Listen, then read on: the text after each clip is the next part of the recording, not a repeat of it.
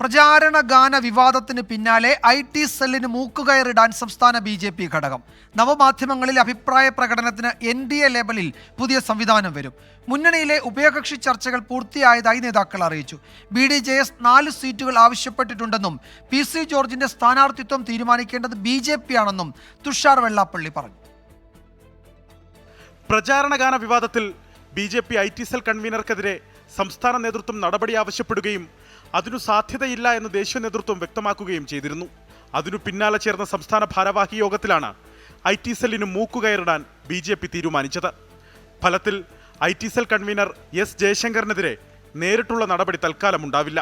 പക്ഷേ സംസ്ഥാന IT സെല്ലിന്റെ അധികാര പരിധി വെട്ടിച്ചുരുക്കി IT സെൽ കൺവീനർ സ്ഥാനം സാങ്കേതിക ചുമതല മാത്രമാക്കി മാറ്റാനാണ് BJP നീക്കം.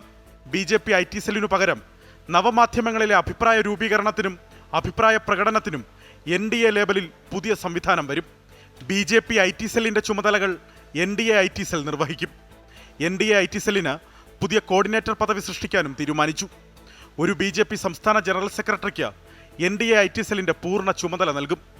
BJPയുടെ ലോക്സഭാ തെരഞ്ഞെടുപ്പ് പ്രചാരണം മോദിയെ മുൻനിർത്തി നടത്താനും സംസ്ഥാന ഭാരവാഹി യോഗം തീരുമാനിച്ചു.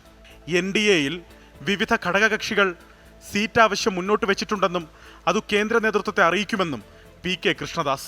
ഈ ഉഭയകക്ഷി ചർച്ചയിൽ എല്ലാ ഘടകകക്ഷികളും അവർ മത്സരിക്കാൻ ആഗ്രഹിക്കുന്ന ലോകസഭാ മണ്ഡലം ഉൾപ്പെടെ വിവിധ ആവശ്യങ്ങൾ BJP നേതൃത്വത്തിന് മുന്നിൽ അവതരിപ്പിച്ചിട്ടുണ്ട്.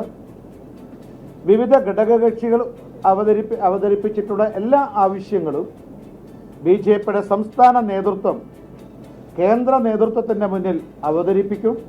PC ജോർജിനോട് എതിർപ്പുണ്ടായിരുന്നത് SNDP യോഗത്തിനാണെന്നും അതിനെ രാഷ്ട്രീയവുമായി കൂട്ടിക്കുഴക്കേണ്ടതില്ലെന്നും തുഷാർ വെള്ളാപ്പള്ളി. അത് SNDP വിഷയമാണല്ലോ, ഇത് പൊളിറ്റിക്സുമായിട്ട് മിക്സ് ചെയ്യേണ്ട ആവശ്യമില്ല.